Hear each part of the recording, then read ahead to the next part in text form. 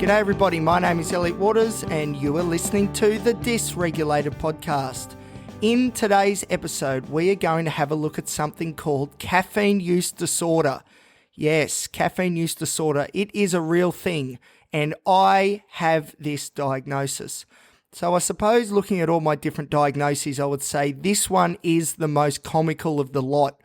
But in saying that, caffeine use and abuse can cause some pretty negative consequences, especially for those that are predisposed to addiction. And although on some level it could be seen as comical that I have a caffeine use disorder, at the same time it has some pretty large and significant negative impacts on my mental health as well. So we'll go through that, what the diagnosis is all about, what caffeine use disorder is, how caffeine does what it does, some of the benefits of caffeine, some of the things that are not so good, and I'm going to tie in my own story with caffeine. Okay, so caffeine, to begin with, is the world's most widely used drug, and it has been consumed for centuries. So caffeine is a psychostimulant. That is, it has its effects on the central nervous system as well as the brain. So some other psychostimulants you may have heard of include amphetamine, cocaine, and modafinil. And there's a few others as well, pseudoephedrine being another. It is generally considered, though, caffeine, a beneficial drug because it has a range of positive effects such as improved mood, increased concentration, increased alertness, and wakefulness. And this is found at low to medium intake levels. Now, at high levels, on the other hand, which is the amount I must say I usually partake in, caffeine can be toxic with some serious adverse effects, including cardiovascular issues and, at its extreme, death. So you can certainly overdose on caffeine, and I must admit, I have done so on one occasion, and I will tell that story soon. But yes, I have overdosed on caffeine, and it can be done. Okay, so the accepted level for high-risk caffeine intake is anywhere from 800 milligrams to 1200 milligrams plus. So for interest's sake, my intake level usually daily hovers around the 800 to 1000 intake per day. So that's a gram of caffeine pumping through my veins. There is a lot of it. And I might add, like I said, this is an addiction, and it certainly is, because as I'm sitting here right now, going through caffeine use disorder and how bad it can be, I am sipping on a full cup of pre-workout, which has got hundreds of milligrams of caffeine in it, and I'm drinking it right now as I'm doing this episode. And I do that pretty much for every episode, and I cannot stop myself from doing it. So there you go. So even right now, as we're talking about caffeine abuse, I am abusing the drug as we speak. Anyway, so the majority of caffeine users, unlike me, would consume safe levels of the drug, but many of us would have experienced caffeine withdrawal. Many of us also are of the belief that without our morning coffee, we aren't able to function. How often have you heard people say that? You probably have said it yourself as well.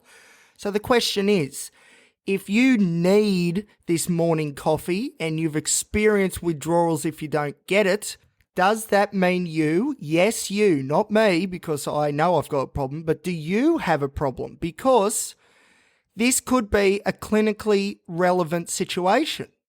Can't go without the morning coffee. If you do, you get withdrawals. If it was any other drug that we think of, that would be a big problem. So why is caffeine different? Anyway, we will look at the guidelines shortly of what it constitutes to be diagnosed with caffeine use disorder.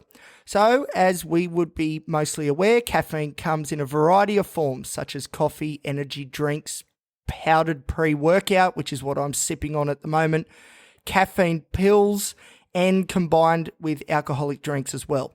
So if you have a problem like me with caffeine, sometimes or most of the time throughout the day, you will have one of each of these varieties. My personal favorites, well, really, I like them all. Pre-workout is the most potent. Coffee is the most easily accessible, and energy drinks taste the best. And that's really how I roll with it. But the big goal is get some caffeine and get a mood boost, feel a bit better, get some more energy, and let's go. Okay, so how does caffeine work? What is the mechanism of action? Well, caffeine acts as an antagonist of adenosine receptors. So without going into the biological neuropharmacology too deeply, what this basically means is that caffeine blocks the sites in which adenosine is received, therefore it is unable to carry out its different functions. So what are these functions? What does adenosine do? So it is implicated in making us feel sleepy and tired. It lowers our physiological arousal, and it can also stop irregular heartbeats. Caffeine, as we know, is all about keeping us awake, being able to concentrate, being wired and ready to go. So very much the opposite of what adenosine sets out to achieve. And that makes sense because caffeine is stopping adenosine from doing what it wants to do. So upregulation of adenosine receptors occurs when an individual has been abusing caffeine. So what that means is that more receptors are produced at the cellular level because the brain and cells aren't receiving the amount of adenosine that they have been designed for. So the brain's a bit confused. Where is this adenosine? Well, we need to find it, and we need to find it fast. So what the brain does is create more of these receptor sites. If there's adenosine floating around, because we're not getting as much as we need to go to all corners and make sure we are grabbing it if it exists. So to do that, we create more receptor sites for adenosine. Okay, so when we stop caffeine all of a sudden, an excess of adenosine is being found because these receptor sites now have a lot more that they can pick up. And because there's a lot more receptor sites, the net amount in the long run is more. So this can account for those withdrawal symptoms such as increased fatigue and lethargy. Remember, that's what adenosine does. It makes you tired. So the other key neurotransmitter that caffeine influences is dopamine. So remember, dopamine is the reward and pleasure chemical. It is great stuff in the brain and also plays a big role in attention and concentration. Remember, ADHD. The idea is that there are low levels of dopamine in the brain. Now, dopamine is also heavily linked to addiction. So caffeine stimulates dopaminergic activity in a similar way in which cocaine and amphetamine can as well, although at a lower level. So this increase in dopamine is why we get the improved mood effects of coffee, energy drinks, etc. The caffeine is stimulating dopamine being released from the neurons in the brain, and we feel better for it. Now, although not mentioned so far on the podcast, I'm going to bring in a bit of behavioral conditioning, which plays a role in the caffeine story as well. So in basic terms, we attribute drinks with caffeine as being more desirable because of the caffeine component than on taste alone. So there was an experiment where there were two groups and they were given a novel tasting beverage to try. So novel in this case meaning new, untasted previously. So they haven't had this drink before. The group that had the beverage with caffeine rated the novel tasting drink much higher than those in the placebo group. It was the caffeine reinforcer paired with the novel drink that created the strong response towards the neutral stimulus. So the neutral stimulus being the taste of the drink, because both sides of the experiment, the placebo and the group that had the caffeine, the taste was the same, so it neutralizes each other, both sides of the experiment. Hope that makes sense. Anyway, so it was coupling the neutral stimulus with the caffeine, which made all of the difference. Okay, and finally, genetics seems to play a role in the likelihood of caffeine dependence as well. So studies comparing identical and non-identical twins have shown us that there is a heritability component to caffeine abuse, anywhere from explaining 35 to 77% of these cases. And this is similar to what we see with nicotine and alcohol dependence as well. In this case, it has all to do with the A2A receptor gene, but we won't dive too deeply into genetic biology here. But there is definitely a heritability component. So what can happen is that your mother or father might be dependent on caffeine. And if you get that gene as well, then you may end up the same also. Okay, so let's have a look at some of the symptoms of caffeine withdrawal. So many of us will have experienced withdrawal symptoms from caffeine. Very common.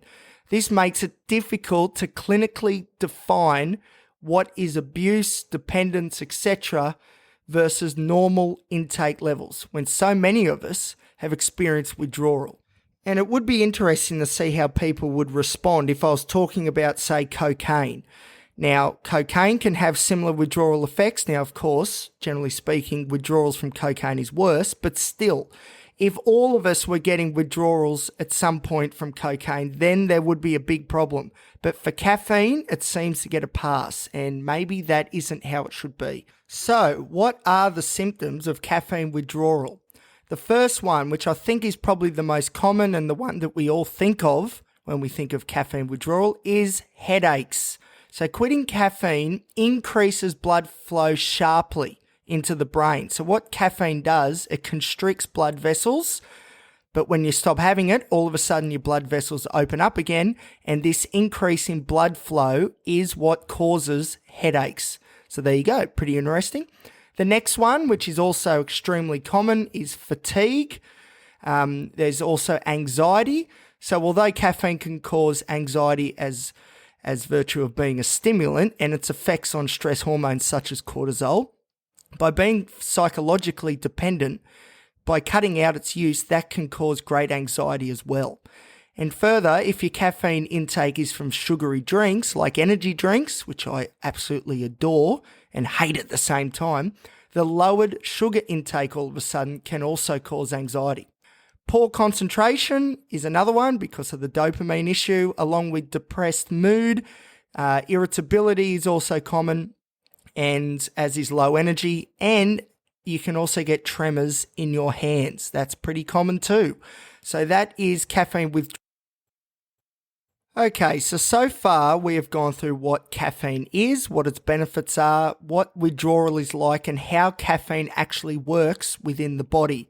So next, we need to look at what caffeine use disorder is and how it is diagnosed. And to do so, we need to look at the DSM. And I can hear all the psychology and psychiatry students shudder as I say that acronym. What is the DSM, I hear you ask? Well, it is the Diagnostic and Statistical Manual of Mental Disorders. This is what clinical psychologists, psychiatrists use. This is the handbook to diagnose people with mental illnesses. And this is where caffeine use disorder. Now, before I rattle off all the different components of what it takes to be diagnosed with caffeine use disorder, I do want to do a little exercise with you, the listener. If you can, when I go through these different parameters as set out by the DSM, I want you to count how many of these parameters, of these points, of these diagnostic guidelines apply to you. And at the end, we will see if you also fit the bill of someone who has a problem with their caffeine intake and perhaps would qualify as somebody with caffeine use disorder. All right, so let's look at the different parameters right now, straight from the... And it goes like this. Caffeine use disorder. A problematic pattern of caffeine use leading to clinically significant impairment or distress as manifested by at least the first three of the following criteria occurring within a 12-month period.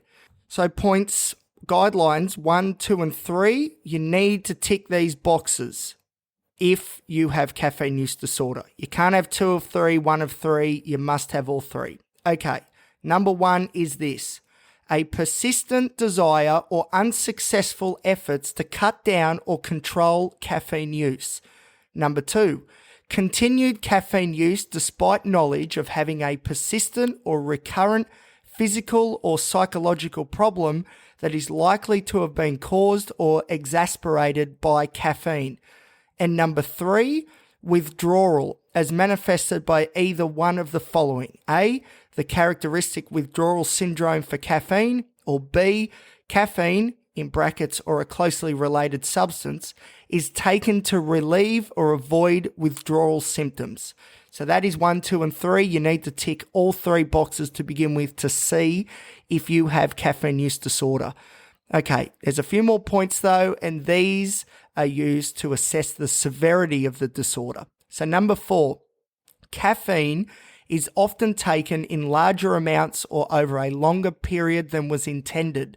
Number 5, recurrent caffeine use resulting in a failure to fulfill major role obligations at work, school, or home. For example, repeated tardiness or absences from work or school related to caffeine use or withdrawal. Number 6, continued caffeine use despite having persistent or recurrent social or interpersonal problems caused or exacerbated by the effects of caffeine. For example, arguments with spouse about consequences of use, medical problems, cost, etc. Number 7, tolerance as defined by either of the following. A need for markedly increased amounts of caffeine to achieve desired effect. B, markedly diminished effect with continued use of the same amount of caffeine. So that's for tolerance. Number 8, a great deal of time is spent in activities necessary to obtain caffeine, use caffeine, or recover from its effects. Number 9, craving or a strong desire or urge to use. So that is the 9 guidelines for caffeine use disorder. How many did you score?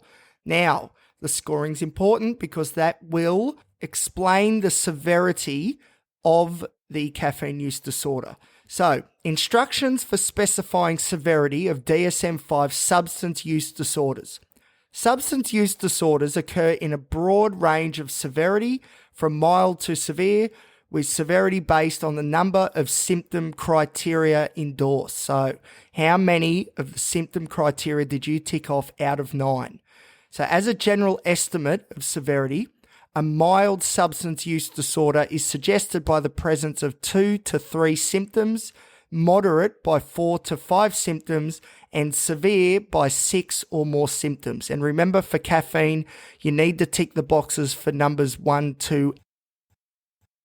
So my results are 7 out of 9. So I am in the severe zone because remember, severe is 6 or more, and I scored 7 out of 9. So I am in the severe range of caffeine use disorder.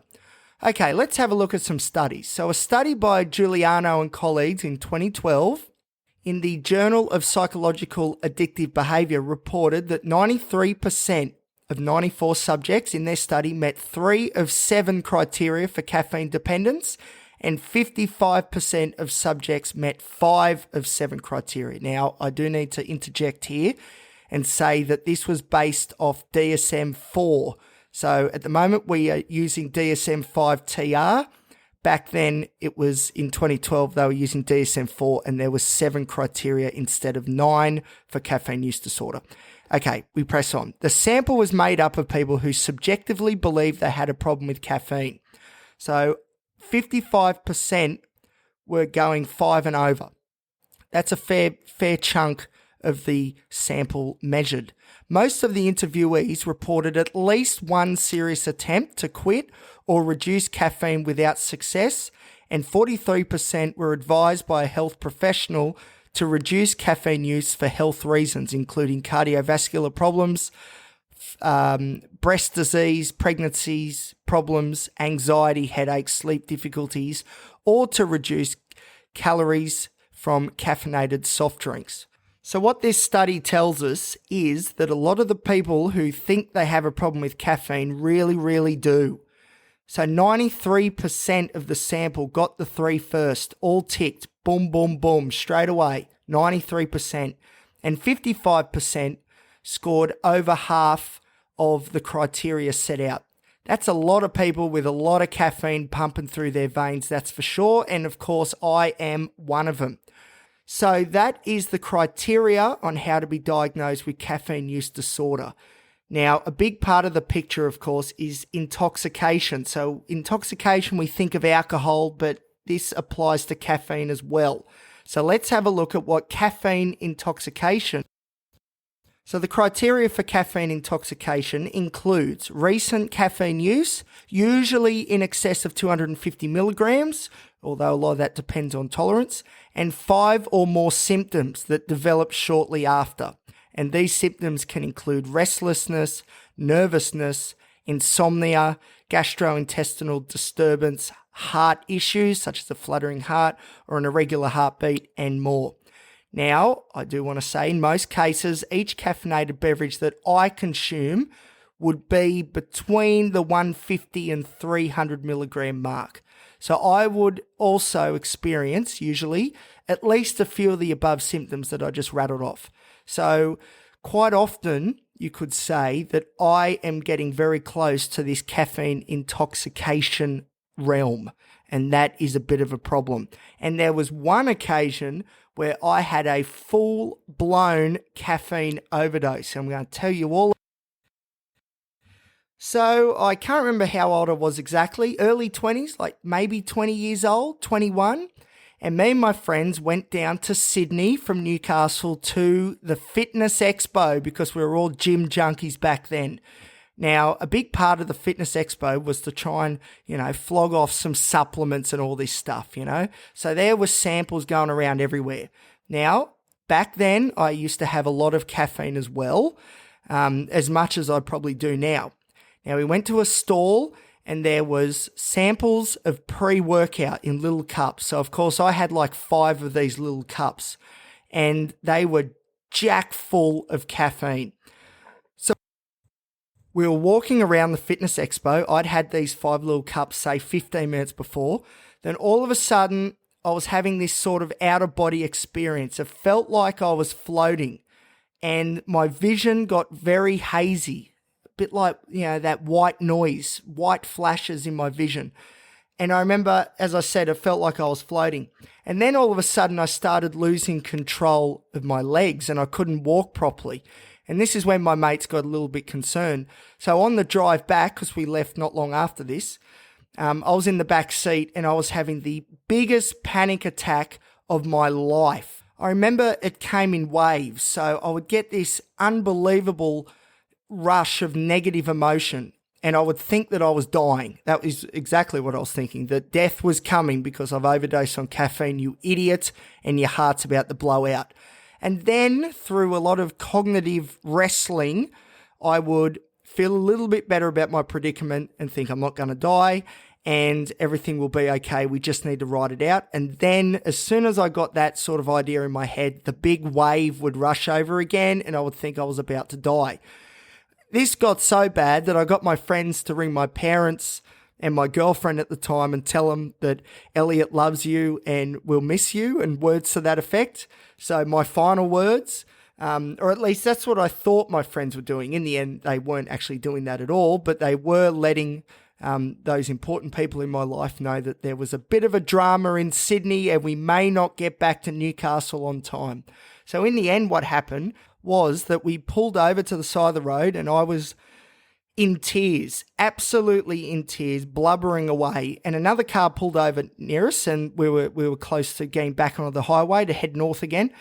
And it just so happened that one of the occupants of this car that pulled over and saw that we were in a bit of distress was a nurse. And I remember she was really good at talking me down and getting me to stop hyperventilating because the massive panic attack was ongoing and I was hyperventilating. And as a result, I was sort of half fainting because the oxygen levels was through the roof. And eventually it was decided we should get a ambulance to the hospital, the closest hospital, which was Royal North Shore. And then I was admitted and it was confirmed that I had overdosed on caffeine. So I remember I started vomiting as well at this point. There was the gastrointestinal disturbances going on too. My heart felt like it was beating out of my chest.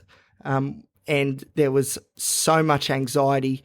It was unbelievable, just washing over me like a huge wave constantly, one after the other, a big set rolling through, anxiety, anxiety, anxiety. It was hell. And as I said, I was blubbering away. I was crying. I'm happy to admit it. I was bawling in front of my mates because I thought this was it. I am a goner. And all of this was brought upon by overdosing on caffeine.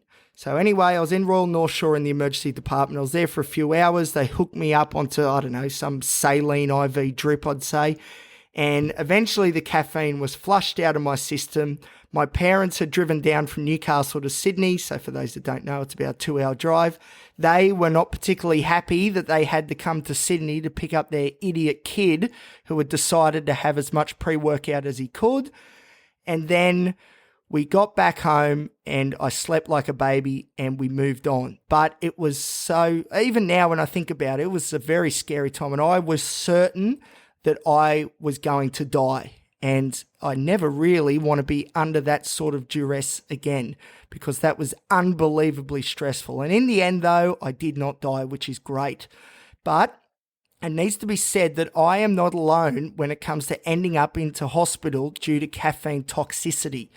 So another study, this one by McCarthy and colleagues, they published a paper titled Hospitalisation for Caffeine Abuse is Associated with Abuse of Other Pharmaceutical Products.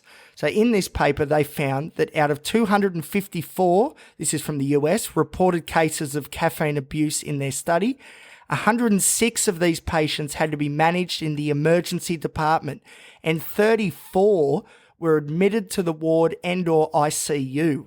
So caffeine abuse is definitely a medically significant health problem. That's for sure. So intoxication can cause hypertensive crisis. That's extreme high blood pressure, which back then I had high blood pressure like I do now, and it was through the roof when I got to the hospital. Other heart problems like heart flutters and nausea and vomiting, severe panic attacks, insomnia, fever, and more. Caffeine intoxication can cause death, so I was sort of on the right page there, usually by way of ventricular fibrillation. So what that is where the lower chambers of the heart start to vibrate rather than beat in time, and this causes cardiac arrest. Oh, what a way to go. Caffeine isn't as easily expelled like alcohol is, so the usual course of action is to increase water intake and wait for it to be flushed out, and that's exactly what happened with me on that fateful day when I overdosed from. All right, so we've gone through what it means to have caffeine use disorder, what the guidelines are for diagnosis, and we've also had a look at caffeine overdoses. Now let's have a look at the effects of caffeine on other psychological disorders. So let's start with attention deficit hyperactive disorder. So straight off the bat, let's go. ADHD. There is a high correlation between ADHD and caffeine abuse. This is due to those with ADHD using caffeine, and me, I do this all the time. I'm doing it right now. Those with ADHD use caffeine to self-medicate the symptoms of their ADHD disorder, such as poor concentration, poor attention, emotional dysregulation, and more. So in 2020, Cusick, I hope I said that right, Cusick and colleagues published a paper in the Journal of Pediatric Psychology. This paper was titled Caffeine Use and Associations with Sleep in Adolescents with and Without ADHD. And they found that individuals with ADHD were 2.47 times more likely to consume caffeine in the evening within their sample. And they also found higher intake levels as well as frequency of beverages consumed. So people with ADHD load up on the caffeine because it does increase focus, it increases attentional abilities, and it can help. But at the same time, it can also work against you.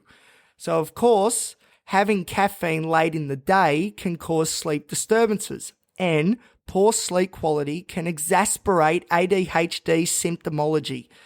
Jeez, you just can't win. So this can lead to the need to over-rely on caffeine to counteract the results of poor sleep, and in doing so, create the perfect storm where, again, that night sleep suffers, and on that cycle continues. The next morning, we start loading up on caffeine all over again. All right. The next psychological disorder we're going to look at with caffeine is depression. So as we have seen already, caffeine can alleviate low mood, and that's because of dopamine. So Wang and colleagues in their paper titled Coffee and Caffeine Consumption and Depression, a meta-analysis of observational studies from the Australian and New Zealand Journal of Psychiatry found that caffeine intake between 68 milligrams a day and 509 milligrams a day was optimal when fighting low mood. Geez, those are rookie numbers. But it must be noted that these consumption figures fall within, as we've seen earlier, they fall within the broadly defined low and medium levels of intake. Higher intake of caffeine, like I alluded to just then with myself, can have the opposite effect of lowering mood, especially during withdrawal. Okay, next, anxiety and panic disorder. Caffeine is well known to induce anxiety in many individuals, me being one of them. It is commonly recommended by doctors that those with anxiety or panic disorders refrain from using large amounts of caffeine. But if you are like me, where my depression and anxiety are very much coupled together, like two peas in a pod, and work off each other, you may use caffeine to elevate your mood, which can sometimes have the secondary effect of also lifting an individual out of an anxious state. But in my experience, caffeine plays havoc with my anxiety. It absolutely dials it up to 11. It is terrible. And unfortunately, it is mostly an unavoidable trade-off when using it to improve my ADHD and depression symptoms. So, as some symptoms improve, others get worse. So as my mood gets a little bit better, I get a bit more energy, I can do things, I can actually concentrate on some stuff. All of a sudden, that anxiety and that fear and that panic goes into overdrive, and then they're just working together to ruin my day. And it all starts, in many cases, with caffeine. Now, during my research, I stumbled across a case study of an individual, a real individual who has succumbed to some negative effects of caffeine toxicity. And in this case, this individual was diagnosed or is diagnosed with bipolar disorder. So the case study was published in the American Journal of Addictions by Krankel and Gitlin. So they reported on a patient who told them that they were using high doses of caffeine and had been observed with multiple episodes of caffeine-induced mania with psychotic features. So this patient was diagnosed with bipolar disorder. So the patient reported using caffeine to regulate her mood and to cope with psychosocial stresses in much the same way that I use caffeine. So it's very much I'm in a low mood and we need to get out of this low mood ASAP. Let's have a bucket load of pre-workout. That should do the trick. Except, of course, it plays havoc with my anxiety. Anyway, moving on. This is about this patient, not me. So in the lead up to her hospitalisation, the patient was reported to be having 840 milligrams of caffeine per day. Right, now that's some better numbers. That's just about on par with my caffeine use. So what's going to follow now is I'm going to read out the most important quotes from the... On admission, the patient was noted to have insomnia, pressured speech, agitation, and distractibility, and their mood was highly dysregulated. Mood and associated symptoms improved over 2 weeks with discontinuation of caffeine. On the day of discharge, she resumed drinking approximately 32 ounces of coffee, 2 cans of cola, and a third of a bottle of 5H energy drink. And this was consumed daily, which is approximately 526 milligrams of caffeine. The following day after discharge, when the individual started drinking caffeine again, she developed another mixed manic state with possible psychotic features. So Miss A's caffeine intake varied over the next few months. She had insight into the caffeine contributing to her mixed state and paranoia, but continued to use it in an attempt to improve her mood and cope with psychosocial stressors. While drinking 2 litres of cola per day, approximately 225 milligrams of caffeine, she engaged in impulsive behaviours such as getting in the car with strangers. When she tried to cut back on caffeine, she became more depressed. When she started drinking high volumes of caffeinated soda and this 5H energy drink, I'd like to try it one day, wow. She got into explosive fights with family members. Damn it. Okay, maybe not. Once she consistently cut down to 1 cup of coffee per day, which is approximately 95 milligrams of caffeine, her mood was noted to be stable. She was even off her mood stabilizer, which she discontinued due to side effects.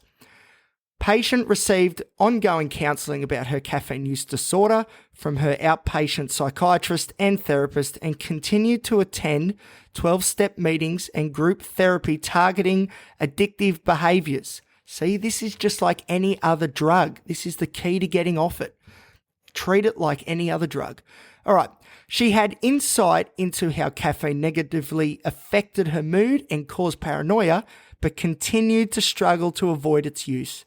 This patient had no clear history of mania or psychosis prior to the initial episode, and prior mood episodes were predominantly depression with less frequent mild hypomania symptoms. Thus, heavy caffeine use was thought to be the primary cause for the emergence of this severe episode rather than her underlying mood disorder alone. So there you go. A clear case of caffeine. You know, caffeine that all of us drink.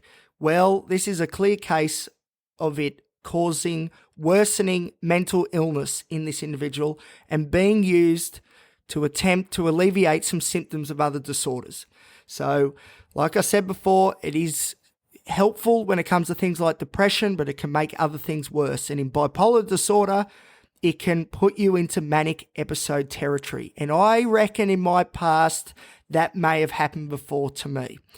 So this story has quite a few similarities with my own. I have to admit, although taken more to the extreme, or at least the consequences are more extreme, but the actual intake levels aren't.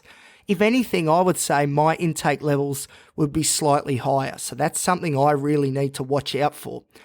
But it is cases like this which highlights how caffeine addiction can be as destructive as many other drugs.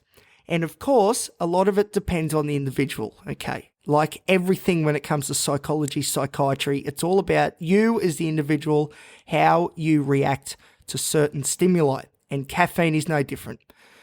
And not only that, it also depends on the quantities of caffeine being consumed. So, like we said right at the top, low to medium levels of caffeine appears to be healthy and beneficial in quite a few different domains. It increases your mood, you get better concentration, better attention, you don't feel as sleepy. But if you go to the extremes and have a lot more than that, you know, we're talking 800 milligrams plus, that's when these big problems can occur. So the key, as with most things, is moderation. So caffeine in moderation poses very low risk across physiological and psychological metrics. But when used as a crutch to combat unpleasant symptoms of various mental illnesses such as bipolar disorder, such as ADHD, such as depression, and even other diagnoses like borderline personality disorder, there's a high correlation there as well with caffeine abuse, and also tolerance being built and large amounts being consumed, a whole raft of problems can. So to finish up, some tips on how to quit caffeine. So the first thing is to taper slowly off the caffeine. Do not quit it cold turkey, because that will ensure that you get the worst of the withdrawal symptoms.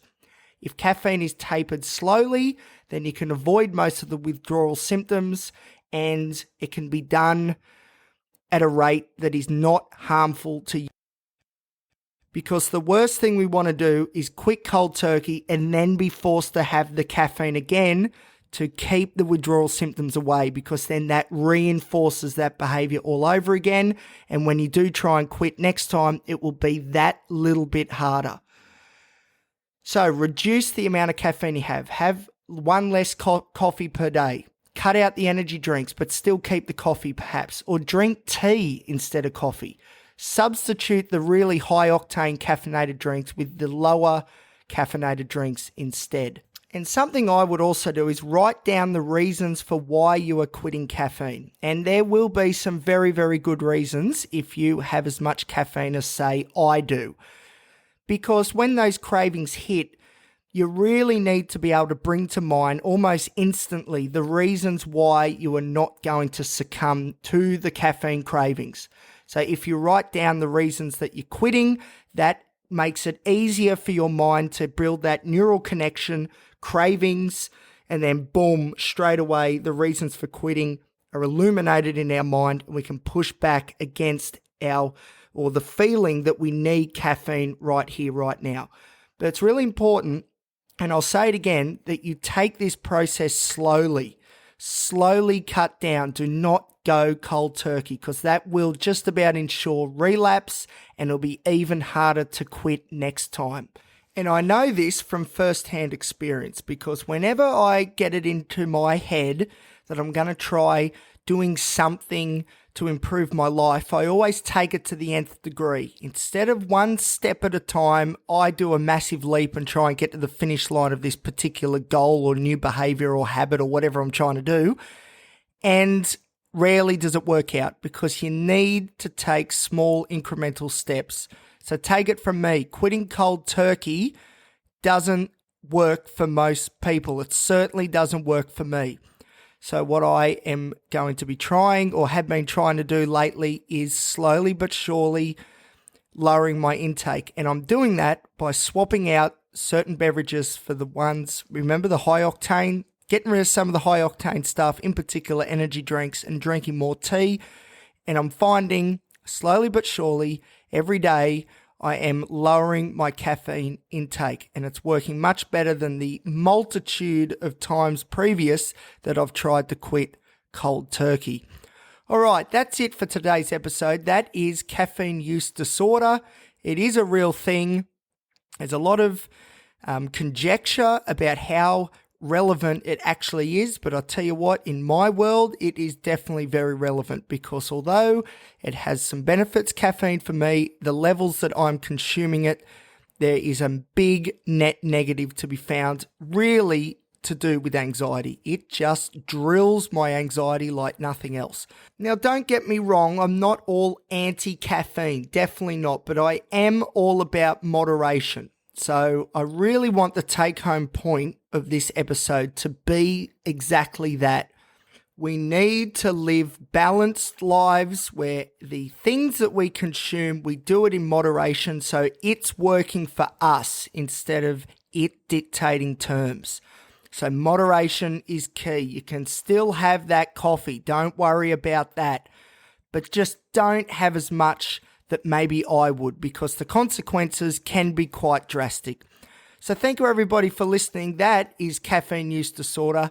Remember, if you're enjoying the show, feel free to like, subscribe, give us a rate, and share it around with your mates. And if you want to follow me on Instagram, you can certainly do so at elliot.t.waters. This is the Dysregulated podcast, and I will see you next time. Goodbye.